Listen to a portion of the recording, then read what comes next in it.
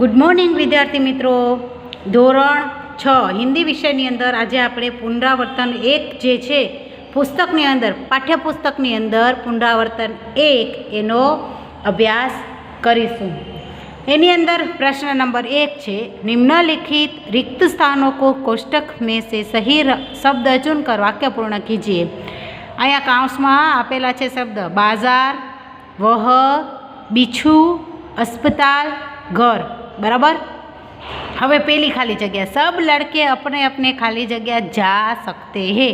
તો તમે અહીંયાથી શબ્દ વાંચશો એટલે તમને ખબર પડશે કે આની અંદર ખાલી જગ્યામાં શું આવે. પહેલામાં આવશે घर. હવે બીજું છે, रमेश को बुखार था इसीलिए खाली जगह स्कूल नहीं गया. શું આવશે કે रमेश को बुखार था इसीलिए वह स्कूल नहीं गया. मीना और जैमिनी खाली जगह जा रहे थे. તો શું આવશે? બાજાર. આપણે વાક્ય વાંચી અને આપણે ઉપરથી ખબર પડી જાય કે આની અંદર શું આવશે. मैंने खाली जगह को टल से बाहर दल से बाहर निकाला. શું આવે? बिच्छू.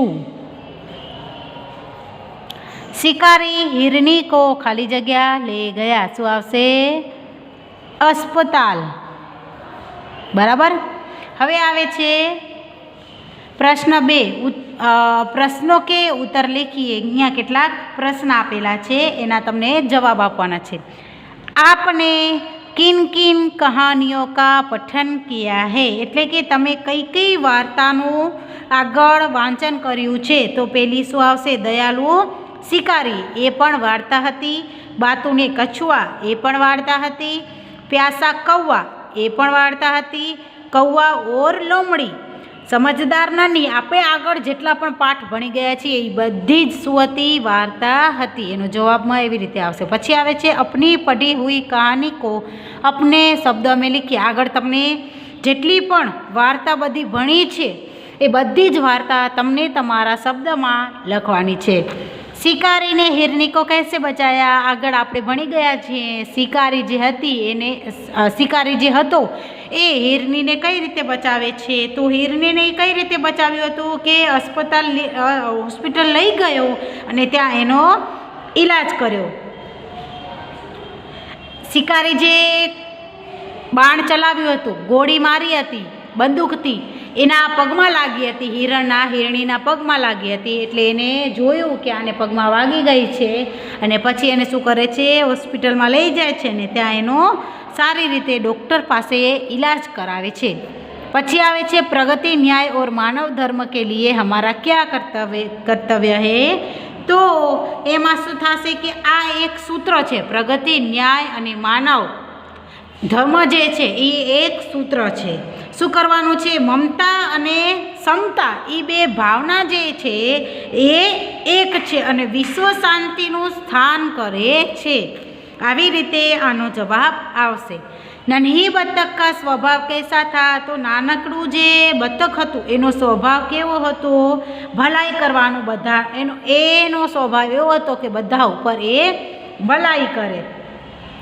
જે પ્રાણી પક્ષી જે પણ એના સાથે બુરો વ્યવહાર કરે એટલે કે ખોટો વર્તન કરે તો પણ શું કરતી? એ બધાને બચાવતી. એ જે આદત જે છે એને કોઈ દિવસ છોડવાની નથી. મુસીબતમાં પણ શું કરશે? બધાનો બચાવ કરશે. એ એની એક ફરજ હતી. આવી રીતે જવાબ આવશે આનો. પછી આવે છે પ્રશ્ન નંબર 3. निम्नलिखित वर्णों से शुरू करके 5 शब्द बनाइए और वाक्य में प्रयोग कीजिए. અહીંયા ચ, ક્ષ, ત અને ભ આવી રીતે તમને અહીંયા અક્ષર આપેલા છે. એ અક્ષર ઉપરથી શું કરવાનું છે? તમને 5 શબ્દ લખવાના છે. હવે ઉદાહરણ આપો તો અહીંયા ચ લખેલો છે તો ચમેલી, ચક્કી, ચતુર, ચંપા, ચંદ્ર. આવી રીતે તમને શું કરવાનું છે? ચીડિયા. એવી રીતે તમને શબ્દ લખવાના છે ચ ઉપરથી અને પછી વાક્ય લખવાનું છે. હવે ચંપા ફૂલનું નામ છે કે પછી છોકરીનું નામ છે. આપણે એક શબ્દ લીધો ચંપા તો ચંપાનું આપણે શું કરી શકીશું? વાક્ય જોઈએ તો શું થશે? યહ ચંપા કા છોડ હે, યહ ચંપા કા વૃક્ષ હે. આવી રીતે શબ્દ લખવાનો છે, શબ્દ આપણે વાક્ય લખવાના છે. પછી આવે છે પ્રશ્ન નંબર 4, સમાન તુક પ્રાસ વાલે શબ્દ બના કર લીખીએ. એટલે કે આપણે સામાજિક એક શબ્દ જોયો, સામાજિક, એના જેમ જ આપણે બીજી પ્રાસ એટલે કે આપણે બોલીએ ને તો એના જેવું સમાંતર લાગે, તો એવું શું છે અહીંયા કને? સામાજિક, માનવતા, ભલાઈ, ગભરાહટ, આવી રીતે કેટલાક શબ્દ આપેલા છે. એના ઉપરથી એના જેવા આપણે બોલી શકીએ ને એવા કેટલાક શબ્દ આપણને બીજા લખવાના છે. તો ભલાઈ એટલે ભલાઈ આપણે શબ્દ બોલ્યો તો ભલાઈ, બુરાઈ, હવાઈ, જુદાઈ, આ બધા એક સમાન લાગે છે. જો છેલ્લે ઈ છે ને તો બુરાઈ લખશું ને, આપણે અહીંયા લખ્યું બુરાઈ તો પાછળ પણ ઈ આવે, બરાબર. આવી રીતે આપણે બોલીએ ને આના જેવા લાગે ને એવા શબ્દ આપણને બીજા લખવાના છે. હવે સામાજિક છે તો અહીંયા આપણે લખ્યું કે પ્રામાણિક, બરાબર, પ્રામાણિક. તો આપણે આના જેમ જ બોલવામાં એના જેમ જ પ્રાસ આવે છે. તો આવી રીતે બીજા શબ્દ જે છે એ લખવાના છે. પછી આવે છે પ્રશ્ન નંબર 5, गिनती को हिंदी में और शब्द को अंकों में लिखिए. અહીંયા કેટલાક શબ્દ આપેલા છે, અહીંયા ગિનતી આપેલી છે. આ છે 96, 67, 51, 88. તો અહીંયા શું લખવાનું છે? શબ્દમાં લખવાનું છે. તો આપણે આ લખેલું છે 96, તો અહીંયા લખશું 96. આવી રીતે શબ્દ લખવાના છે. પછી અહીંયા લખેલું છે 78, 57, 69, 97. આવી રીતે અહીંયા શબ્દ લખેલા છે. તો સામે અંકમાં લખવાનું છે. તો અહીંયા આપણે લખશું આવી રીતે 78, પછી 57, આવી રીતે લખવાનું છે. प्रश्न नंबर आवे छे 6, निम्नलिखित शब्दों के विरुद्धार्थी विलोम शब्द लिख कर वाक्य में प्रयोग कीजिए. विरुद्धार्थी एटले तमने बधाने खबर ज छे. स्वच्छ, देश, प्रिय, अधिक. तो शुं आवशे? आना पहेला शुं करवानुं छे? स्वच्छ तो अस्वच्छ, अस्वच्छ एम लखवानुं अने पछी शुं करवानुं छे? एनुं वाक्य लखवानुं छे. अस्वच्छ उपरथी वाक्य आखू लखवानुं छे. यह घर छोटा है पर अस्वच्छ है, एवी रीते लखवानुं छे. यह गाम छोटा है पर अस्वच्छ है. पछी देश छे तो देशनो विरुद्धार्थी शुं थशे? विदेश. मेरे भैया विदेश गए हैं, આવી રીતે લખવાનું છે. પ્રશ્ન નંબર 7 આવે છે, નિમ્નલિખિત શબ્દ કે સમાનાર્થી શબ્દ લીખ કર વાક્ય में પ્રયોગ કીજીએ. હવે આપણે જેમ ઉપર વિરુદ્ધાર્થી લખ્યા એવી રીતે અહીંયા સમાનાર્થી લખવાના છે. તો સૂર્ય તો શું થશે? રવિ. ભૂમિ તો જમીન. હવે એવી રીતે પ્રાણ તો જાન. સહસા એટલે અચાનક. આવી રીતે આપણે એના બધાના સમાનાર્થી શબ્દ જોયા. હવે સૂર્ય જે છે તો એનો શબ્દ આપણે વાક્ય શું લખી શકીએ? તો दिन में हमें सूर्य प्रकाश देता है.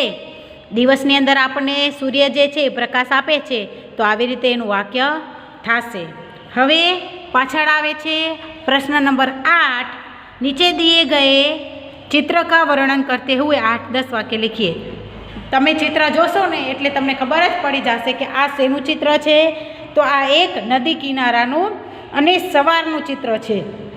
સૂર્ય દેખાય છે, પક્ષીઓ કલરવ કરતાં પોતાના માળામાંથી બહાર નીકળી રહ્યા છે એવું તમને દેખાઈ રહ્યું છે. કિનારા, પછી કિનારા ઉપર ઘણા બધા વૃક્ષ છે. પછી પાણીની અંદર બતક તરી રહ્યા છે, માછલી પણ પકડતા હોય એવા આપણને દેખાઈ રહ્યા છે.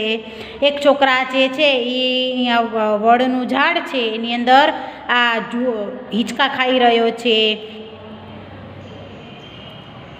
પછી અહીંયા ઝાડ ઉપર ચકલીઓ બેઠી છે. નદી કિનારા ઉપર નાના નાના છોકરા જે છે એ તરી રહ્યા છે. કપડાં ધોતી સ્ત્રી અને પાણી ભરતી સ્ત્રી જે છે એ પણ આપણને દેખાઈ રહી છે. મંદિર ઉપર શું થાય છે? કે ધ્વજ ઉપર મંદિર ઉપર ધજા ફરકે છે, માણસો મંદિર ઉપર દર્શન કરવા માટે જઈ રહ્યા છે.